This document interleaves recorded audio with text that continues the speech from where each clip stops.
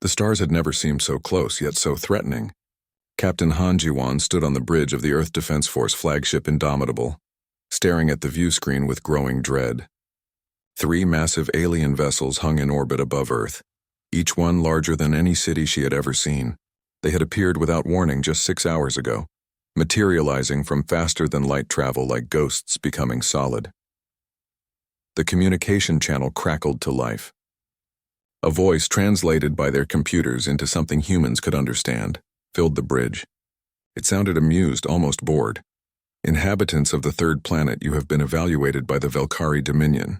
Your species shows promise for relocation and preservation. You will surrender your world within 30 planetary rotations.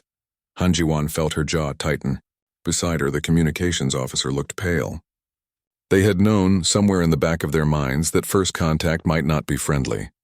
But this casual dismissal, this assumption that humanity would simply roll over, sparked something dangerous in her chest. "Should I respond, Captain?" the communications officer asked. "Patch me through to Admiral Park Doyen first," she said quietly. While she waited, Han Jiwan studied the alien ships.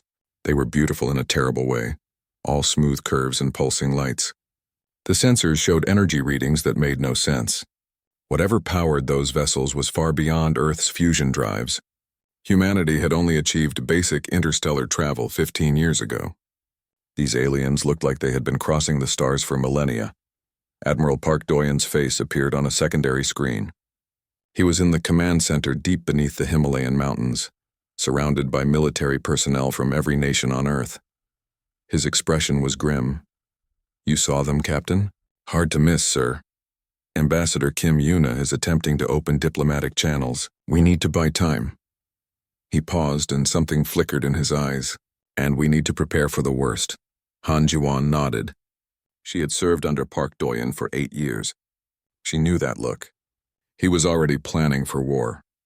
The next 12 hours were chaos. Ambassador Kim Yuna, a woman known for her brilliant negotiation skills, managed to secure a meeting with the alien commander. The entire world watched as she was transported aboard the lead Velkari vessel. When she returned, her face was tight with barely controlled anger. "They laughed at us," she reported to the emergency session of world leaders. "Not with cruelty, but with pity. They think we're adorable, like children playing with toys." She pulled up a holographic display. "They call themselves the Velkari Dominion.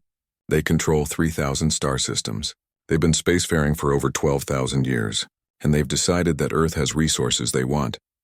"What did they offer in return?" asked the Chinese premier. Kim Yuna's laugh was bitter. "Preservation zones. They'll relocate humanity to specially designed habitats where we can maintain our culture and traditions while they strip mine our planet. They seemed to think this was generous." "What about resistance?" This came from the American president. "I asked their High Magistrate Velroth that question directly." Kim Yuna's hands clenched. "He said that in their 3,000 years of expansion, fewer than 20 species have resisted. All were pacified within weeks. He assured me that their methods are gentle and that human casualties would be kept to a minimum." The room erupted in angry voices. Han Jiwan, watching from the Indomitable, felt cold. She turned to her tactical officer. "Analysis of their defensive capabilities?" The young man, Lieutenant Park Jasu, shook his head. "We can't get clear readings, Captain. Their shields operate on frequencies we don't fully understand. Our weapons might as well be throwing rocks. Maybe that's not such a bad idea," Han Jiwan muttered. Before Lieutenant Park could ask what she meant, alarms blared across the ship. On the view screen, one of the alien vessels moved. It was graceful, impossibly smooth. A beam of pure energy lanced out from its hull. 3 of Earth's orbital defense stations simply stopped working. No explosion, no debris. They just went dark, their systems fried by a single pulse of alien energy. Han Jiwan felt her crew looking at her, waiting for orders. What could she say? What could Earth possibly do against power like that? That evening, she found herself in a secret meeting with Dr. Kang Mirai, Earth's leading theoretical weapons physicist. The woman was younger than Han Jiwan expected, barely 30, with intense eyes and hands that never stopped moving. "I've been studying the sensor data from that attack," Kang Mirai said without preamble. She pulled up technical displays that Han Jiwan only half understood. "They're shields, Captain. They're designed to deflect or absorb energy weapons, lasers, plasma, particle beams. Everything we've been developing for the last 50 years. So we can't hurt them. I didn't say that. Kang Mirai smiled, and it wasn't a nice smile. Their shields are perfect against energy weapons because that's what civilized species use. But there's something else. She highlighted a section of data. They operate on a predictable frequency pattern. Very efficient, very elegant. Very vulnerable to physical impact. Han Jiwan leaned forward. Physical impact? Bullets, Captain, missiles. Hell, a big enough rock going fast enough. Their shields aren't designed to stop kinetic weapons because no advanced species has used kinetic weapons in combat for thousands of years. It's primitive, inefficient, wasteful. But it would work? Kang Mirai's smile grew wider. It would work. Over the next 2 weeks, Han Jiwan watched as Earth transformed. The aliens, confident in their superiority, made no move to interfere. They seemed content to wait out their 30-day deadline, occasionally sending scout ships to catalog Earth's resources. These ships moved through Earth's airspace like tourists, unconcerned with the tiny human vessels that scrambled to track them. They didn't notice the weapons being moved into position. They didn't care about the old nuclear arsenals being refitted and loaded onto spacecraft. They certainly didn't understand why humans were welding thick metal rods to the front of their warships. Han Jiwan met with Major Lee Junho, a special forces commander with a reputation for unconventional thinking. He had a wild idea about boarding parties. Boarding? Han Jiwan asked. You want to board their ships? They've never faced it, Captain. Look at their hull designs. Smooth, seamless, perfect, beautiful. But not designed to repel physical attack. We blow a hole, we go in, we cause chaos. Lee Junho's eyes gleamed. They think they're so advanced. Let's show them what primitive really means. On day 28, the Velkari transmitted their final warning. High Magistrate Velroth's image appeared on every screen on Earth. Your time expires in 2 planetary rotations. Prepare for relocation. Resistance would be unfortunate but ultimately futile. We have handled this process 800 times. You are not special. That last sentence hung in the air. You are not special. Billions of humans heard those words and felt the same burning anger that Han Jiwan felt. That night, Admiral Park Doyen gave the final briefing. The plan was insane, suicidal, desperate. Every captain in the Earth Defense Force knew they might not survive. They think we're primitive, Park Doyen said quietly. They think we're harmless. They've forgotten something that we've never had the luxury of forgetting. He looked at each face on the screen, and Han Jiwan saw the determination there. Primitive doesn't mean weak. It means we remember how to fight dirty. It means we remember that survival matters more than honor. It means we'll use every weapon we have, no matter how crude, no matter how barbaric. They wanted primitive? His smile was cold. We'll show them primitive. Han Jiwan returned to her ship. The Indomitable had been retrofitted with every weapon they could mount. Nuclear warheads, railguns that could fire metal slugs at relativistic speeds, even old-fashioned explosive charges. Her beautiful ship now looked like a patchwork nightmare of human engineering. She loved it. As the deadline approached, she gathered her crew. Many of them were young, barely trained. Earth had rushed everyone through basic training in the last month. They were scared. She was scared. In 2 hours we fight, she told them. The aliens think we'll surrender. They think we're too primitive to hurt them. They're wrong. She looked at their faces, these humans who refused to be relocated, who refused to give up their world. Let's teach them why primitive species are dangerous. The world had never moved so fast. In the 29 days since the Velkari arrived, Earth had transformed from a collection of competing nations into a single war machine. Admiral Park Doyen stood in the command center, watching the displays that showed military preparations across every continent. It was beautiful in a terrible way, this unity born from desperation. Sir, the lunar installations are ready, reported General Nam Hyunwoo, his tactical advisor. The older man had spent 40 years studying military history, particularly guerrilla warfare. Now all that theoretical knowledge would be tested against an alien empire. Park Doyen nodded. And the retrofitting? Completed on 70% of the fleet. Engineer Bae Sujin says the remaining ships will be ready in 6 hours. Bae Sujin. Park Doyen had met her only 3 weeks ago, but the woman was a genius. When he'd explained the problem, she'd simply smiled and said, "You want to make our ships into hammers. I can do that," and she had. Every human warship, every transport, even civilian vessels had been stripped down and rebuilt. Out went the experimental energy weapons that couldn't touch Velkari shields. In came railguns, missile pods, and in some cases simple explosives welded to the hull. They looked crude because they were crude. That was the point. Park Doyen pulled up a tactical map of Earth's orbital space. Red markers showed Velkari vessels. Blue markers showed human forces. There were so many more red markers.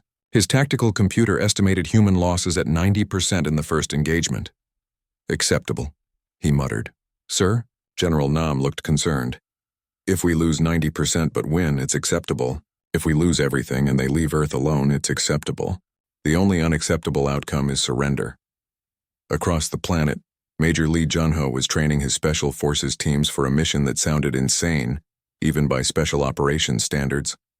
Boarding alien vessels in space, using nothing but explosive charges and personal weapons.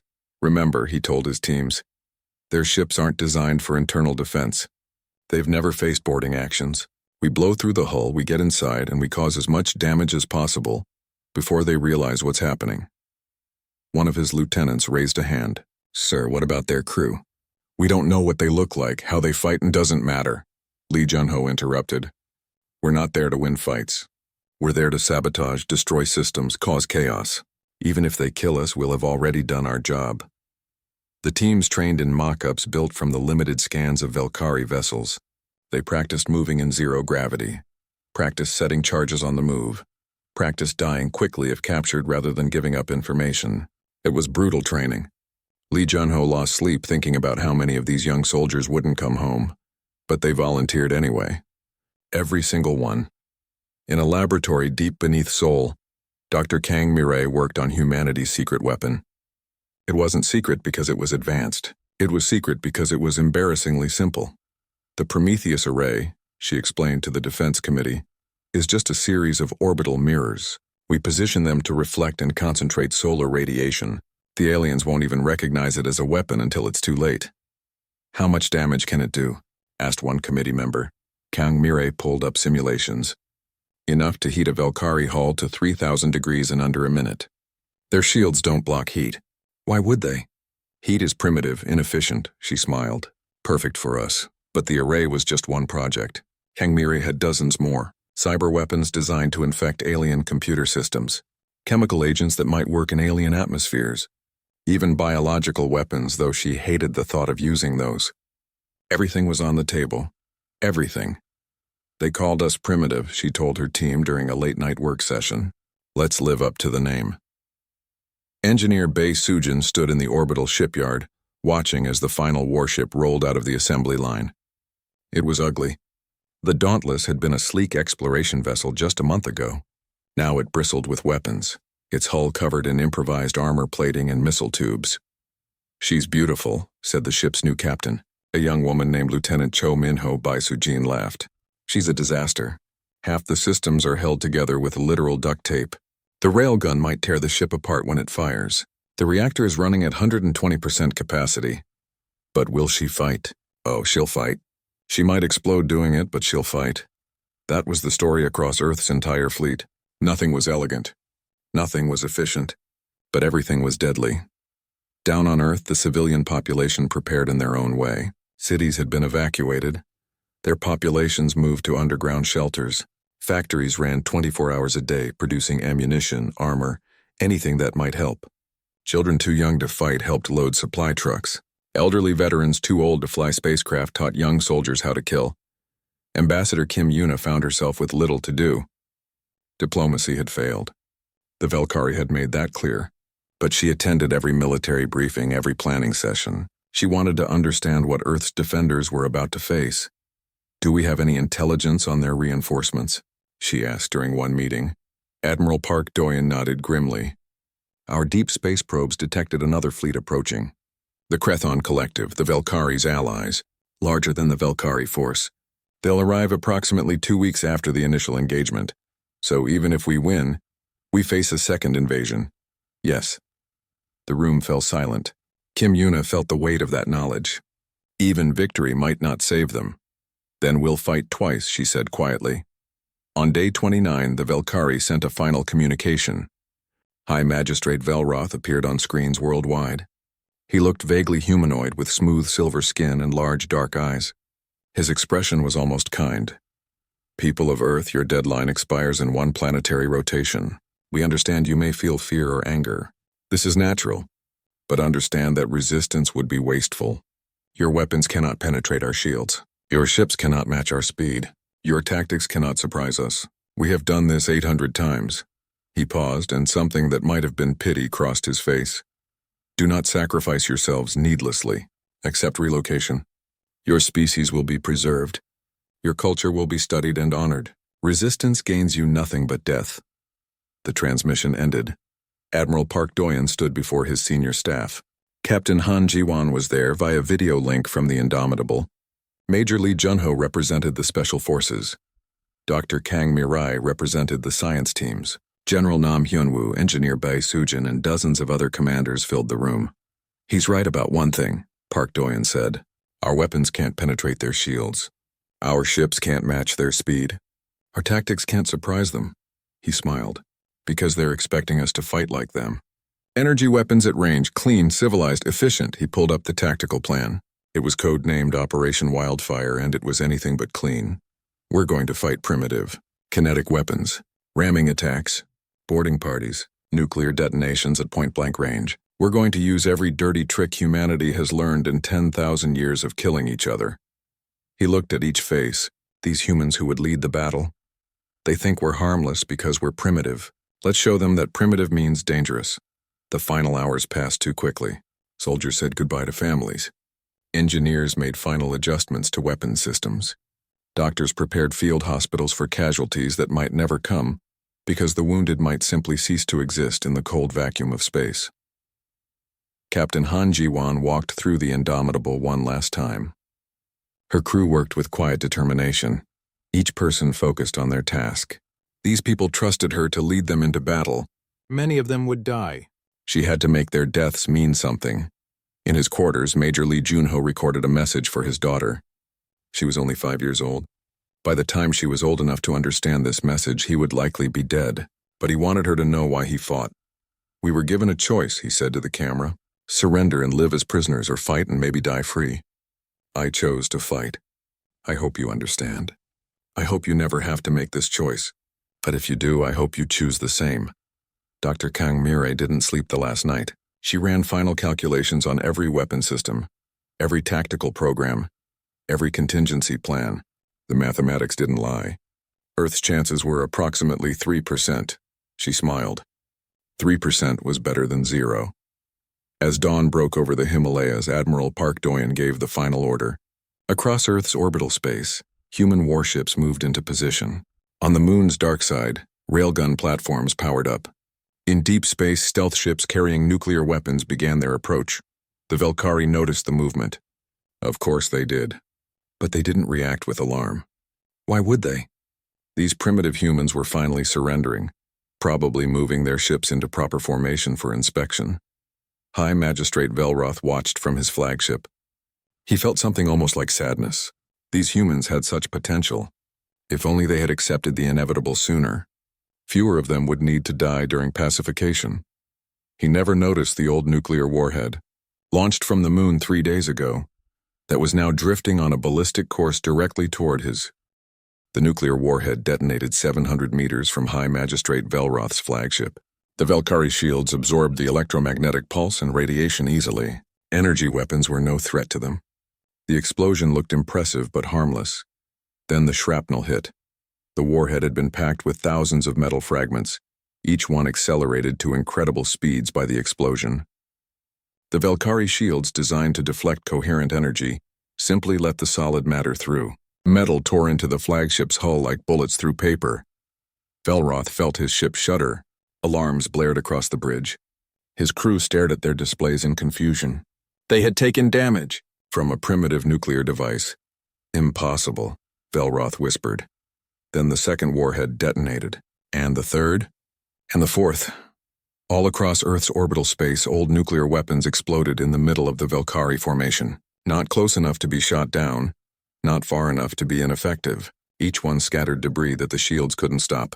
Return fire, Commander Threxis shouted from the tactical station.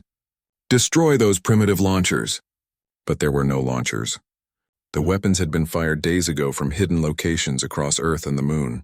They had drifted on ballistic courses, looking like debris until the moment they detonated.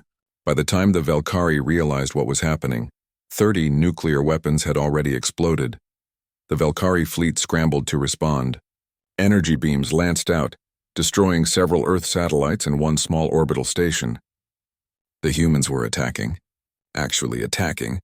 It would have been funny if it wasn't so shocking. Then the Moon opened fire. Engineer Bae Soo-jin had spent 3 weeks installing railgun platforms on the lunar surface, hidden in craters on the dark side where Valkyrie sensors couldn't see them. Now those platforms revealed themselves. Massive magnetic accelerators launched metal slugs at a significant fraction of the speed of light. The Valkyrie shields were perfect against energy, against solid matter moving at relativistic speeds. The shields did nothing. 3 Valkyrie warships simply ceased to exist. One moment they were there, the next moment they were expanding clouds of debris. The metal slugs had punched through hulls, reactors, and crew with equal ease. Captain Han Ji-won watched from the Indomitable and felt fierce joy. It was working. Against all odds, it was actually working. All ships begin attack run, she ordered. The Earth Defense Force surged forward, 50 warships, each one loaded with kinetic weapons and nuclear charges. They weren't trying to outmaneuver the Valkyrie. They weren't trying to win a clean fight. They were simply charging straight at the alien fleet like ancient cavalry. The Valkyrie opened fire.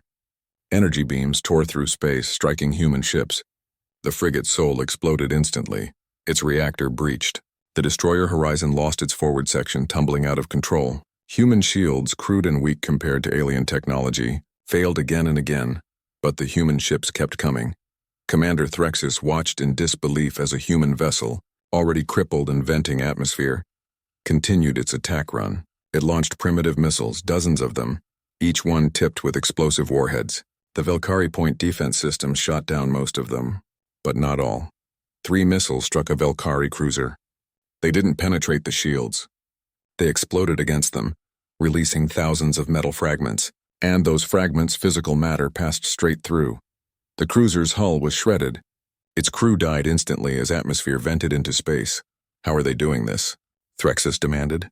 Our shields are perfect. Against energy weapons, said the tactical officer quietly. They're using kinetic weapons. Physical projectiles. We haven't faced those in 3,000 years. Major Lee Jun-ho's boarding teams launched from hidden positions near Earth's orbital infrastructure. They were riding small, fast craft that the Valkyrie sensors barely detected.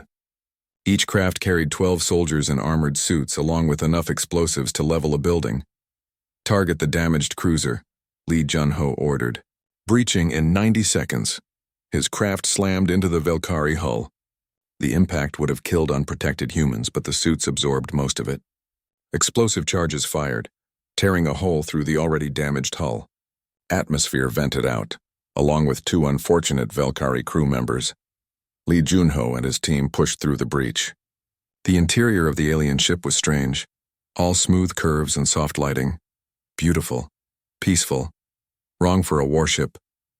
Plant charges on anything that looks important, he ordered. We have 5 minutes before their security responds.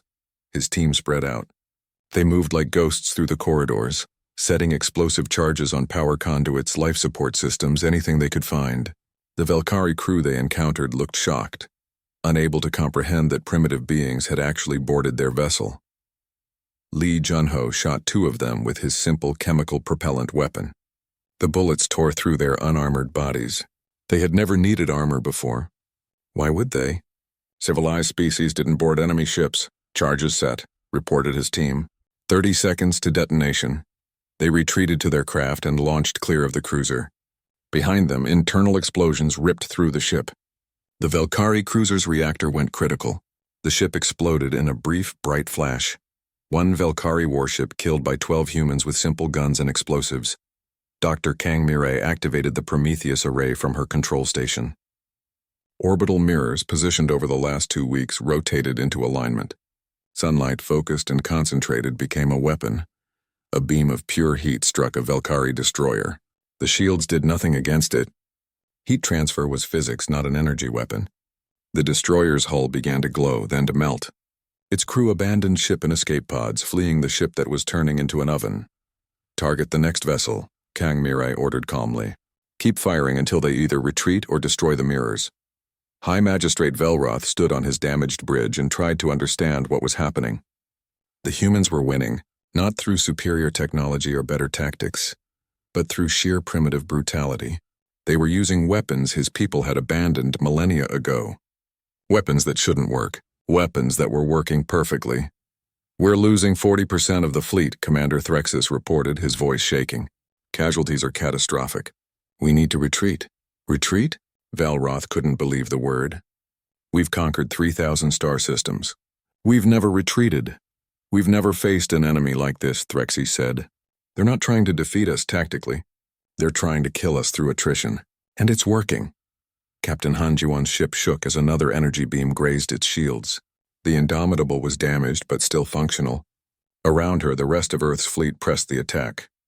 They had lost 30 ships already. 30 crews, thousands of lives. But they had destroyed or disabled 20 Velkari vessels. "All remaining ships, focus fire on their flagship," she ordered. "If we kill their leader, maybe the rest will break." It was a desperate gambit, but everything about this battle was desperate. The Indomitable led the charge directly at Velroth's flagship. Railguns fired continuously, launching metal slugs that tore through space. Missiles streaked ahead, spreading out to overwhelm point defense. Behind her, 9 other human warships followed. The Velkari flagship was massive, 10 times the size of any human ship. But size didn't matter against kinetic weapons. The slugs punched through its hull in dozens of places. Missiles detonated against its surface, shredding armor and systems. "Ramming course," Hanjiwan ordered. "All hands brace for impact." Her crew looked at her. They knew what this meant, but not one of them protested. The Indomitable, already crippled, accelerated directly at the Velkari flagship. Velroth saw the human ship coming and finally understood. These humans weren't trying to win an honorable battle. They were willing to die to take their enemies with them. "Stop them," he screamed. Energy beams converged on the Indomitable. The human ship's shields failed. Hull plating melted. Entire sections exploded, but Han Jiwan kept the ship on course. "It's been an honor," she told her crew. "Tell Earth we didn't surrender." The Indomitable struck the Velkari flagship at 17 kilometers per second. The collision released energy equivalent to a small nuclear weapon. Both ships shattered. Metal, atmosphere, and bodies sprayed out in all directions. Captain Han Jiwan never felt the impact. One moment she was alive, the next she simply wasn't. Admiral Park Do-yeon watched from Earth's command center. He had just watched his best captain die, watched her take a Velkari flagship with her. Around him, the command center was silent. Then someone started clapping. Then another. Then everyone Hanjiwan had shown them it was possible. The Velkari could die. The battle raged for another 3 hours. More human ships fell. More Velkari vessels were destroyed. Major Lee Junho's teams boarded 4 more alien ships, causing chaos and destruction before being killed or escaping. Dr. Kang Mirai's Prometheus.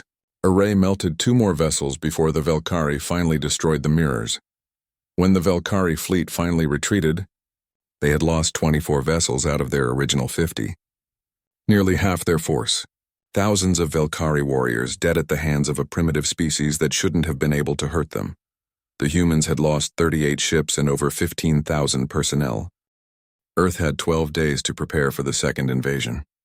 12 days to repair ships, treat wounded, and bury the dead. Captain Han Jiwan was gone. So were 15,000 others. Their names were read aloud in every city, every village, every settlement. Humanity mourned its heroes, but humanity also prepared for war. Admiral Park Do-yeon stood over a tactical display showing the approaching Krethon collective fleet. It was twice the size of the Velkari force. 100 warships, all of them larger and more advanced than anything the Velkari had fielded. And they were coming ready for a fight. They learned from the Velkari's mistakes, reported General Nam Hyunwoo. Long-range scans show they're equipped with kinetic defense systems. They know about our tactics now. Park Do-yeon nodded slowly. The surprise was gone. The Krethon wouldn't fall for the same tricks. They would bombard Earth from extreme range, never getting close enough for human weapons to reach them. "Then we don't let them bombard us from range," he said quietly. "We take the fight to them." Dr. Kang Mirai had barely slept since the first battle. She stood in her laboratory surrounded by new weapons designs. The victory against the Velkari had been purchased with blood and lives. The Krethon would cost even more. "Show me the warp mines again," said Engineer Bei Sujin, who had come to consult on the new weapons. Kang Mirei pulled up the technical specifications. "Crude but effective. We can't build actual faster-than-light drives yet, but we can destabilize them. These mines detect incoming warp signatures and create a massive gravitational spike. Any ship traveling at FTL that hits one will be torn apart by the sudden deceleration. How many can we build in 12 days? Working around the clock? Maybe 200. Not enough to cover all approach vectors, but enough to make them cautious." Bei Sujin smiled grimly. "Cautious is good. Cautious means they come closer. Closer means we can kill them." Major Lee Junho trained his new teams. After the first battle, volunteers had flooded the Special Forces recruitment centers. Everyone wanted to be on the boarding teams now. Everyone wanted to strike directly at the enemy. But Lee Junho had learned hard lessons. Half his original teams were dead. The survivors had seen what alien ship interiors looked like, how aliens fought, where the weak points were. "The Krethon will be expecting boarding parties," he told his new recruits, "so we go in harder and faster. We don't try to sabotage systems. We go straight for life support and blow it. We vent their atmosphere and let space kill them for us." One young soldier raised his hand. "Sir, that seems cruel." Lee Junho's expression hardened. "Cruel is coming to our world and demanding we surrender. Cruel is treating us like animals to be relocated. We're not here to be fair. We're here to win." The soldier nodded, understanding. In orbit, the Earth Defense Force prepared its remaining ships. They had salvaged what they could from destroyed vessels, stripped civilian ships for parts, even begun dismantling the orbital infrastructure to use as weapons. Every human ship was now a flying bomb, loaded with explosives and piloted by people who knew they probably wouldn't survive. Captain Cho Minho commanded the stealth fleet. These were small ships designed to look like asteroids or debris.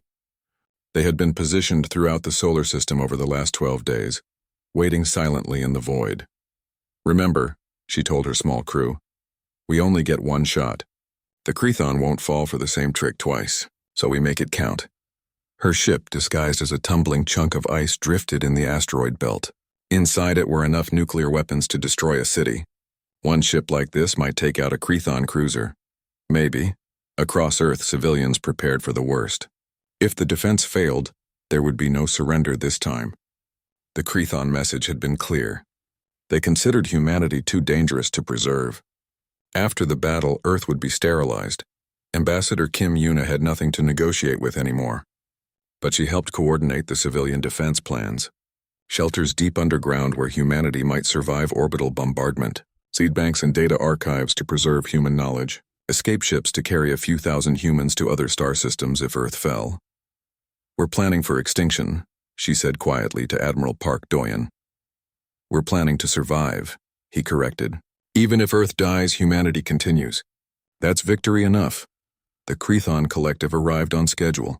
Their fleet dropped out of faster-than-light travel at the edge of the solar system, far beyond the range of any human weapon. They were cautious, just as the humans expected. The Krethon admiral, a being named Vexkorth, studied the tactical display. The humans had fought well against the Velkari, but the Velkari had been overconfident. Vexkorth would not make that mistake. "Begin long-range bombardment," he ordered. "Target their orbital infrastructure first. Then the moon bases, then the planet itself. We stay at maximum range and destroy everything from a distance." Energy beams lanced across millions of kilometers. Human satellites simply ceased to exist. An orbital station already damaged from the first battle was cut in half. The humans returned fire, but their weapons couldn't reach far enough. "This is a slaughter," observed one of Vexkorth's officers. "That's the point," Vexkorth replied. "The Velkari wanted to preserve the humans. We know better. Dangerous species must be eliminated efficiently." Then his ship lurched violently. Alarms blared. A massive gravitational spike had appeared directly in front of them. "Warp mine," someone shouted. "They mined our approach vector." 3 Krethon ships had their FTL drives catastrophically fail. The sudden deceleration tore them apart from the inside. Metal screamed. Crews died, and the Krethon fleet suddenly realized the humans had prepared surprises. "Find those mines," Vexkorth ordered. "Clear a path." But that took time. And while they were distracted, Admiral Park Doyen launched Operation Pyre. Every human ship accelerated to maximum speed, not toward the Crethon fleet but outward, away from Earth. The Crethon watched in confusion. Were the humans retreating? Then they understood. The human ships weren't running away. They were spreading out, forcing the Crethon to divide their attention. And hidden among those ships were Captain Cho Minho's stealth vessels. Cho Minho watched as Crethon targeting beams swept past her ship. They thought she was debris, just another rock tumbling through space. She let herself drift closer, until she was inside the Crethon defensive perimeter. All stealth ships, she transmitted on the coded channel. Now! Across the Crethon fleet, asteroid-shaped ships suddenly came alive. Engines fired, hatches opened, and nuclear weapons launched at point-blank range.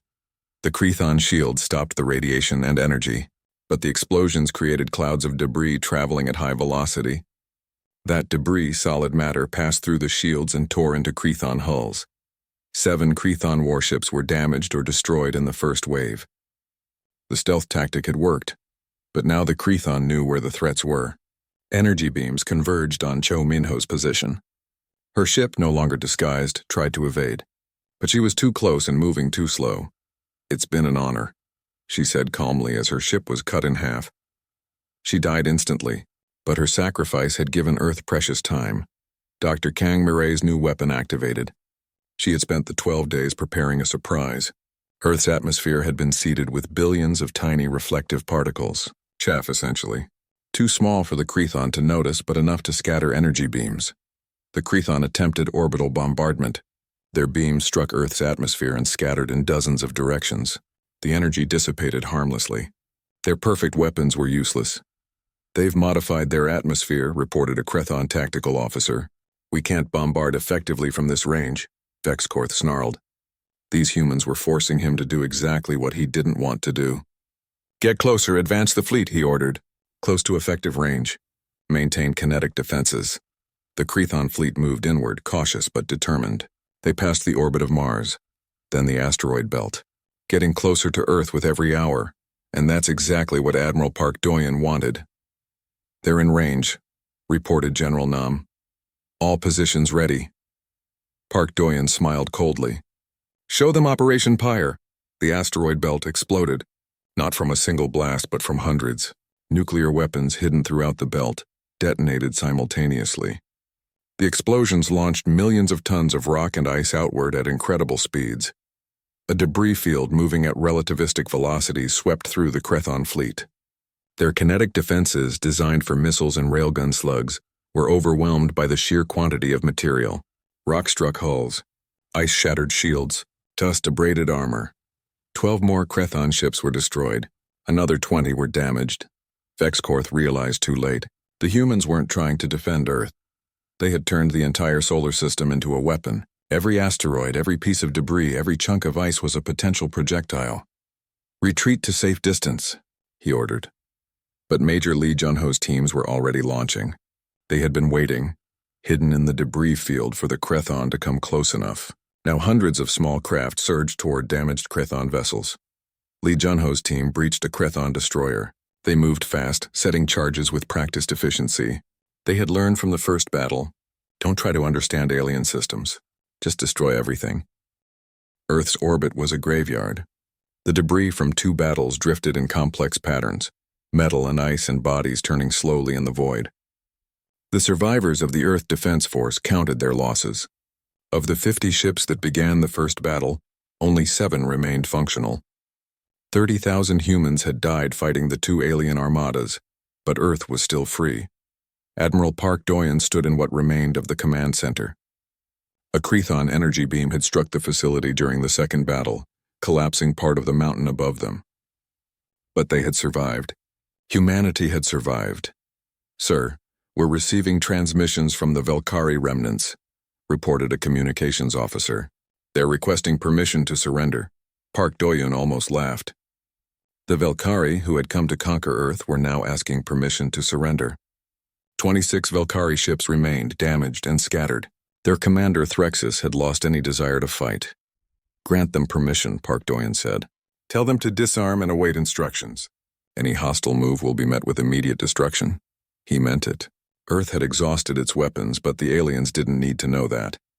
Ambassador Kim Yuna returned to her role, but now she negotiated from a position of strength. The Velkari and Krethon survivors were terrified. They had never been defeated before. The psychological impact was devastating to species who had known only victory for thousands of years. "These are our terms," she told the assembled alien commanders via video link. "You will leave our solar system immediately. You will never return, and you will tell every species in the galaxy what happens to those who threaten humanity." Threxus, the Velkari commander, looked broken. "What you did was barbaric. Using kinetic weapons, nuclear devices, ramming attacks. These are weapons of savages." Kim Yuna's smile was cold. "You called us primitive. You were right. But you forgot that primitive species are dangerous precisely because we haven't forgotten how to fight dirty. We remember that survival matters more than honor. The galaxy will hear of this," warned a Krethon officer. "They will fear you." "Good," Kim Yuna replied. "Fear keeps our enemies away." The alien ships departed 3 days later, limping away at sublight speeds because many had damaged FTL drives. Earth watched them go with weapons trained on their hulls. No one trusted the aliens not to attempt one final strike, but they left peacefully. Too traumatized and damaged to fight anymore. Major Lee Junho survived the second battle, one of only 37 Special Forces soldiers who did. He had led 4 boarding actions personally. He would wake up screaming for years afterward, but he had survived. "We did it," said one of his soldiers, a young man named Private Osulgi, who had shown exceptional skill with explosives. "We survived," Lee Junho corrected. "That's not the same as winning."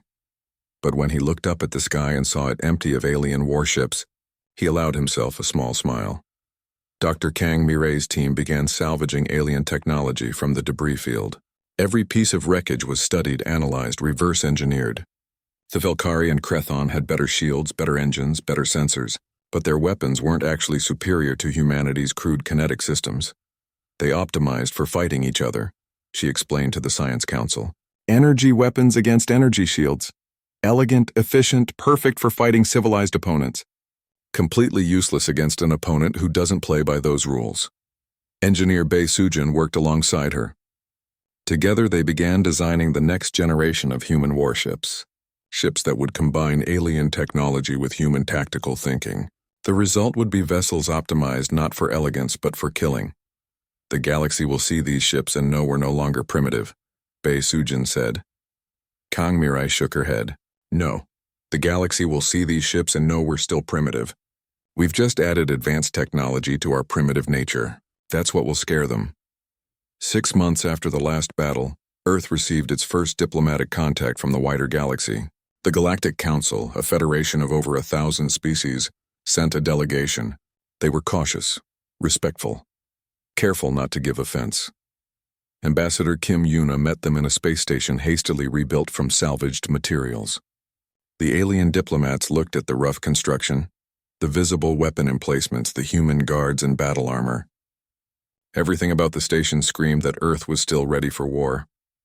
"On behalf of the Galactic Council," began the lead delegate, a being that looked like a floating jellyfish, "we welcome humanity to the interstellar community. We regret the actions of the Velkari and Krethon. They acted without council approval. They acted like bullies," Kim Yuna corrected, "and we defended ourselves. Indeed. Your victory was remarkable and concerning." The delegate paused. "The council wishes to establish peaceful relations. We offer trade, cultural exchange, and most importantly, a mutual defense pact." Kim Yuna studied the alien carefully. "You want humanity as an ally, because now you're afraid we might become an enemy." "We are cautious," the delegate admitted. "You defeated 2 major military powers using what we would consider primitive tactics. If you were to advance those tactics with modern technology, you would become very dangerous indeed." "We're already dangerous," Kim Yuna said flatly.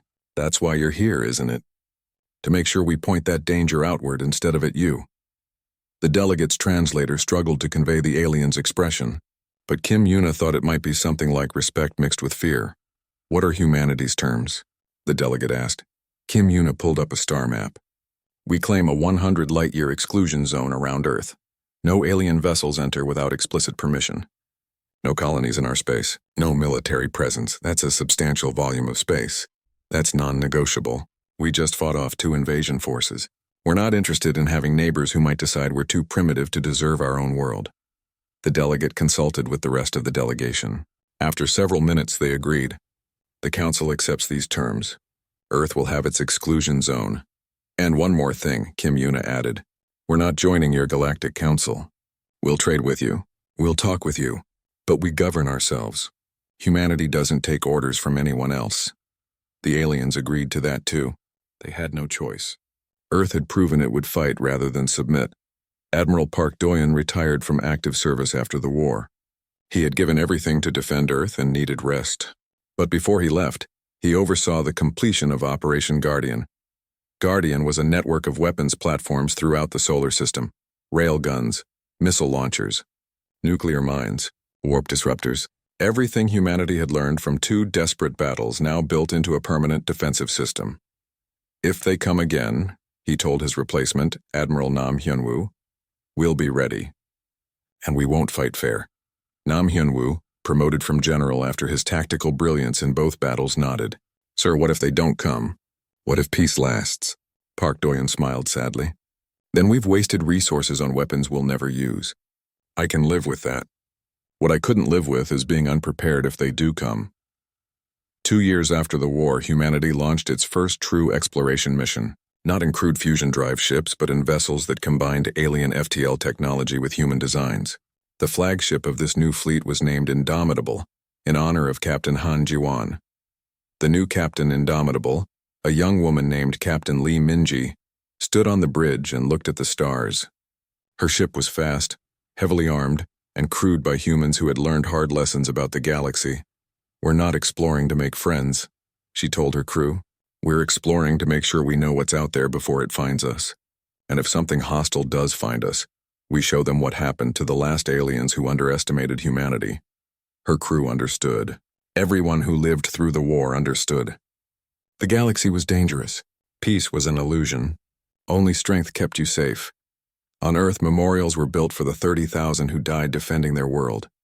Captain Han Ji-won's name was carved first, along with Captain Cho Min-ho, and thousands of others who gave everything. Children learned about the war in school. About how Earth had been dismissed as primitive and had proven that primitive meant dangerous. About how humanity had turned its supposed weakness into strength. And in military academies across the planet, officers studied the battles with reverence. They learned the lessons written in blood and fire. Never fight on the enemy's terms. Never use their weapons when yours work better. Never surrender when you can fight. Never forget that survival matters more than honor. Never trust that superior technology means inevitable victory. And most importantly, never forget that being called primitive doesn't mean being weak. It means you remember how to fight when civilized species have forgotten. Dr. Kang Mireille, now head of Earth's Defense Research Division, stood in her laboratory 3 years after the war. Before her was humanity's newest weapon. They called it God's Fist, a relativistic kinetic bombardment system that could strike targets across an entire star system. It was crude by galactic standards. Primitive even. Just metal accelerated to incredible speeds, but that's what made it beautiful. The aliens had advanced shields and energy weapons and faster-than-light drives. But they had forgotten the simple truth that a big rock going fast enough will kill anything.